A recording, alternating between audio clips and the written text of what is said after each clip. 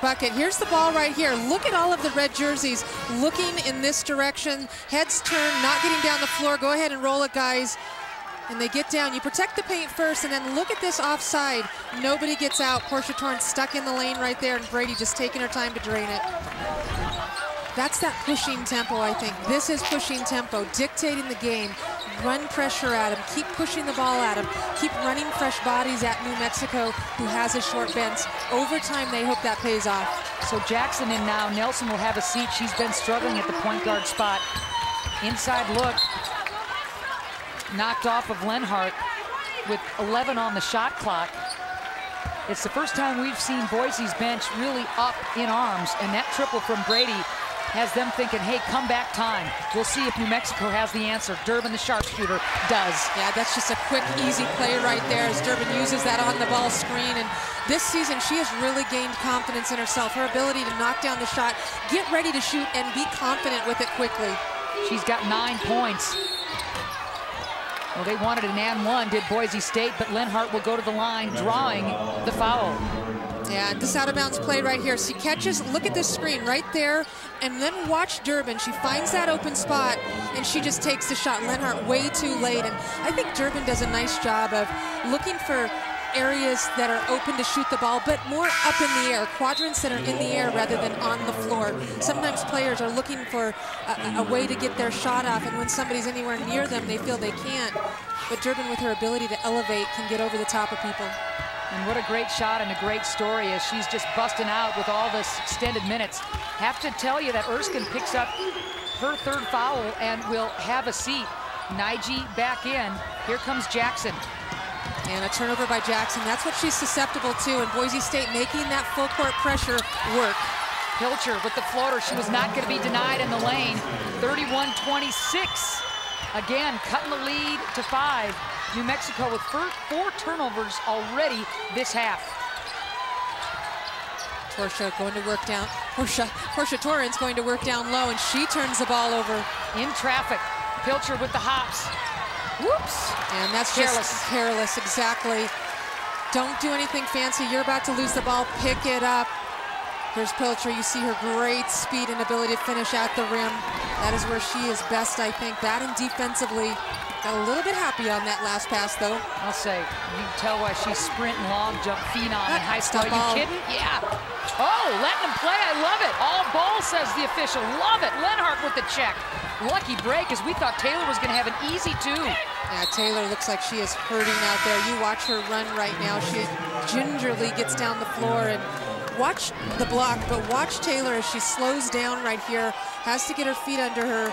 It's so tough to take contact when you have knee injuries. I have been there. Jumping isn't hardly the problem. Most of the time, it's taking contact and landing. Jackson can't get it done. Nige will go to the line. Nige hasn't had any points in the tournament as of yet. She started in the last couple of games. Has been a really good addition since she came off of that knee injury last season, and has some injury problems, really. You look at her black braces she wears on her shoulders. She has shoulder problems. She's going to have surgery after the season is over, at least on one of them. Has that black knee brace on her knee as well. I can't imagine how it's comfortable to try to shoot a basketball when you have torn ligaments or things going on in your shoulders, both of them. I hate torn things. Torn stuff. So Nige's only a 35% free throw shooter, and shows you why. Should mention Katie Isham, 3rd foul, goes to the bench. Ouch. So Lister, well, I thought was pretty good the first half, but boy, you got to have Isham scoring for you, but you can't do that from the bench. And I'm not sure, as we see a really good set right here and a great block by Durbin, I'm not sure Isham goes to the bench because of the 3rd foul. It might have been more just the mistake right there, and the fact that he wants to get some fresh bodies in. So you get Kiana Engel, you get Lister in, that are hugely athletic. They can pressure you up the floor, they can put the ball on the deck and get to the rim. They can wear down New Mexico. Quick hands of Torrance. Nice finish, though. Sticking with it, Poteet.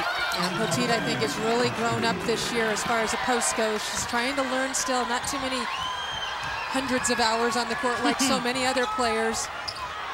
This is the closest it's been in a long time. And I mean, in the first half, long time.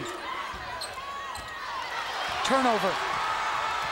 You like Ingles' ability to push. Let's see if Lister can finish. Oh, what a block from behind, Jamie Jackson. And here she comes.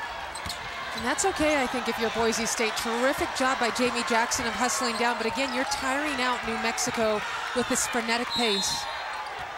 And I think Coach Sanchez was reading your mind on that with a quick 30. And look at Lauren Taylor over there talking to her teammates, talking to Porche Torrance, and Torrance sort of puts her head down. 2 turnovers in a row for Porche Torrance on the interior. And as good as she was in the first 10 minutes of the game, she has struggled here in the second half. See this block, 2 young ladies coming down the floor with tremendous quickness, but Jamie Jackson is a vet. The transfer out of Jefferson College. Yeah, has given some good minutes today for New Mexico. Lauren Taylor, definitely a leader out there and somebody that is a vocal leader, but struggling a little bit. She's so beat up right now. You know what I loved? Seeing the mug of Nikki Nelson in that huddle, really keeping her teammates going. She's had a tough game, but she is in this game. She is focused. She knows she'll get back out on the floor, and the senior understands it's about team. Well, no stranger to adversity, Nikki Nelson. She's had knee surgeries in her 5th year and just played. This is her 3rd year of playing, so definitely a great leader. Marshall picks up yet another foul. When we come back, the Lobos will try to add to it.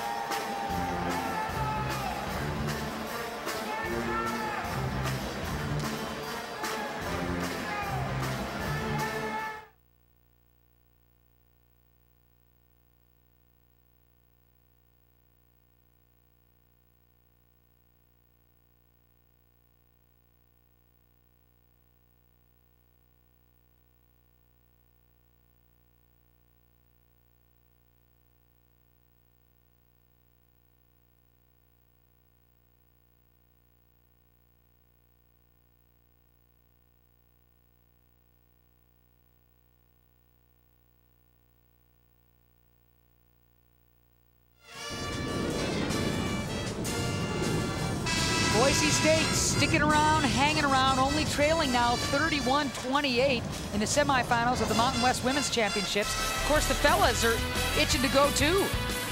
Yeah, terrific semifinal here on the men's side coming up in the evening session. San Diego State, who was the #1 seed, even though they tied New Mexico for as co-champions in the Mountain West Conference, will play CSU, that small ball that they play, and looking to stamp their ticket to the NCAA tournament with an at-large bid, and maybe another win today against a very good San Diego State team. And then tonight, it'll be fun to watch New Mexico and all of these fans against the UNLV fans playing on a neutral court.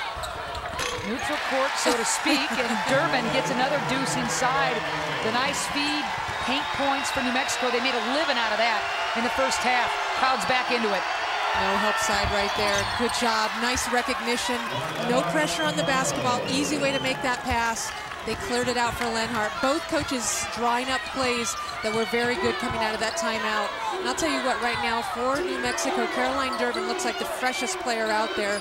Keep looking for her. She's got 11 points.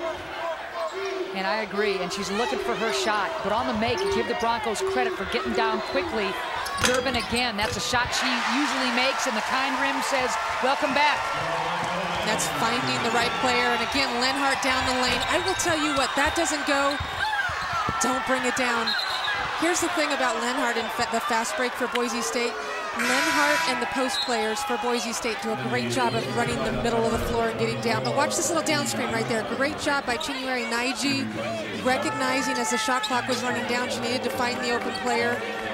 And that's where Durbin read that really well. You can either come off a screen straight, you can curl if the player's following you, or you can fade a little bit. And she faded into the corner, found her look. Isham back in, Ashley Rhodes making her first court appearance. Isham. Wow, we haven't said her name yet. Finally gets her down. And that was a tough shot right there for Katie Isham.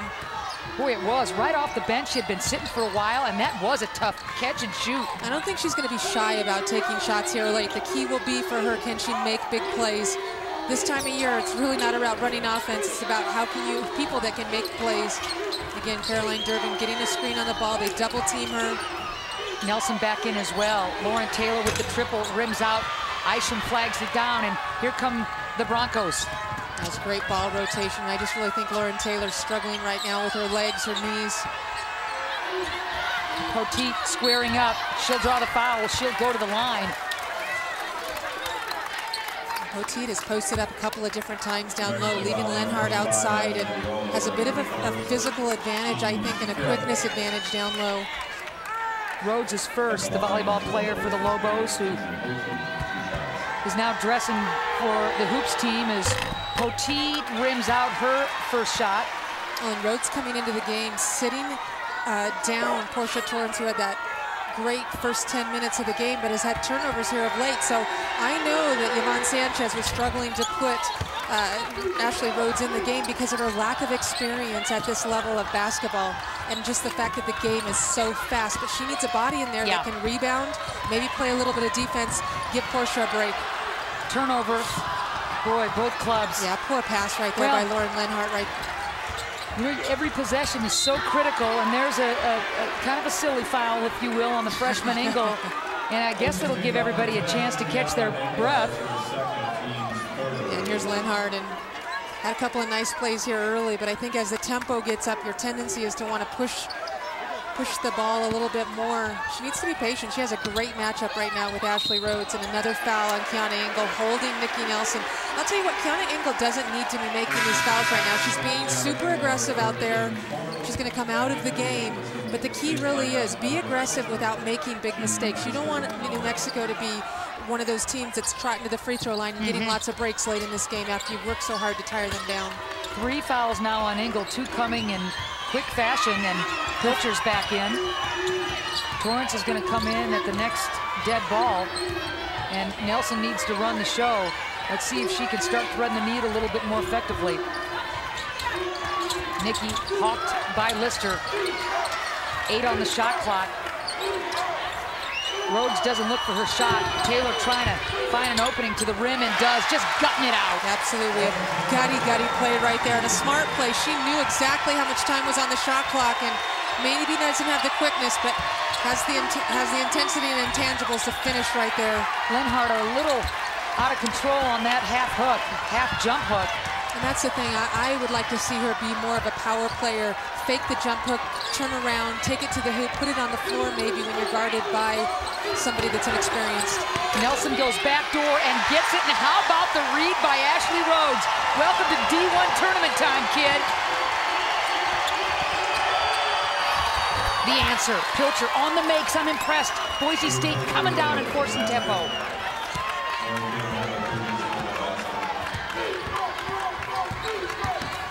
Jamie Jackson, Porche Torrance over there set to come in. Also Nicole Brady getting ready at the next break to come in. Durbin. Loose ball belongs to Poteet and company. And here comes Lister. Isham collects. Rims out. Wasn't quite set. I know it's coming from you. She's never set. So we now send it to Bill Dolman. You know he's waiting around, and it's time for the Geico game break. William? And Andrea, you may have heard that there's some controversy about having the Mountain West Conference tournament here in Las Vegas. Many people around the league, not named UNLV, think that it gives the Rebels and the Lady Rebels a bit of an advantage to play in this facility. I will say this, it is not necessarily a home court advantage this year, because the court that the tournament is being played on here at the Thomas and Mack is actually very much a neutral court, because it is a relatively new court. In fact, it has only been used once before. That was back in November when they played the Carrier Classic at a on a U.S. Navy ship in San Diego. Michigan State played North Carolina. That's the only time that this playing court has been used. Since then, it's been in storage, looking for some place, I guess, to play. Well, the Mountain